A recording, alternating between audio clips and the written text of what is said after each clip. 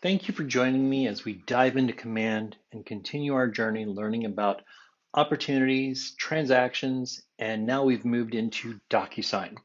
In the last video, we learned how to edit our documents from the dashboard and how to begin our envelope and fill out that customary or the first page of the envelope.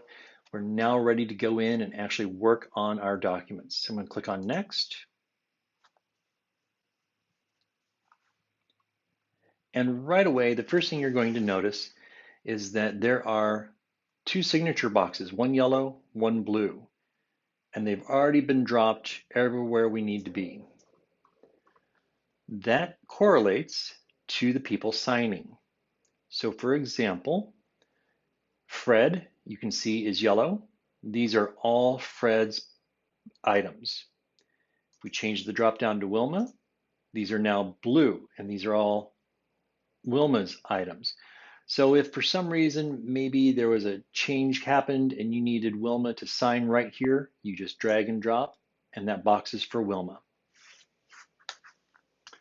All right, now it is recommended, so you can click in here in the documents and make changes to the documents before you send them out for signatures.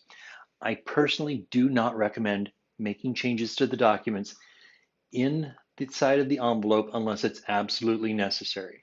And the reason for that is that any changes you make here do not go backwards to the master document on your dashboard that only lives inside of this envelope. So for example, when we first started using DocuSign, I filled out an entire listing agreement, got to the end, realized I made a mistake and went back to do it over again. And because I had filled out everything in the envelope, when I went back to the master document, it was blank. It was very frustrating. So always fill out your master documents as much as possible. But if you do need to, you can click in and edit things. So let's take a look at what we see when we're making some edit changes.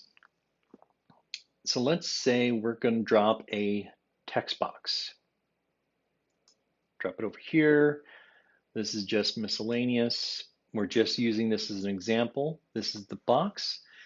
I can either double click a few times to get the cursor in here and start typing, or I can just come over here to where it says add text. What do we want to put under legal description? This home is in Circle G Ranch. That might not be the actual case or something we would actually put in here, but this is just an example. Now I want to show you a couple things right here. This box is blue. Who can see the blue box, do you think? Wilma? Yes. Fred? No. Fred can only see his color boxes unless, while you're still selected on this box, you come over here. These are your controls for that particular box. You can scroll down to collaboration, click on recipients can collaborate. Now both people or all people in this envelope can see this.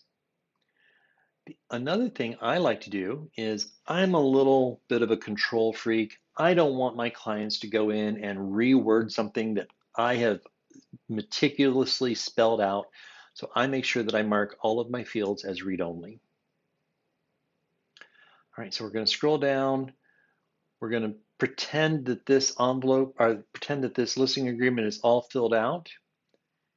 And then we also had the addendum 1. And I'm going to show you what happens if you do not add, or if you add something to your text. All tacos provided must be vegan. Okay. Now this does not have a specific color, so both of them can see it. There's no need to click on collaboration or anything else of that nature. So I'm going to come down here. All of my signatures are dropped the way they're supposed to be. This is seller, seller, Oops.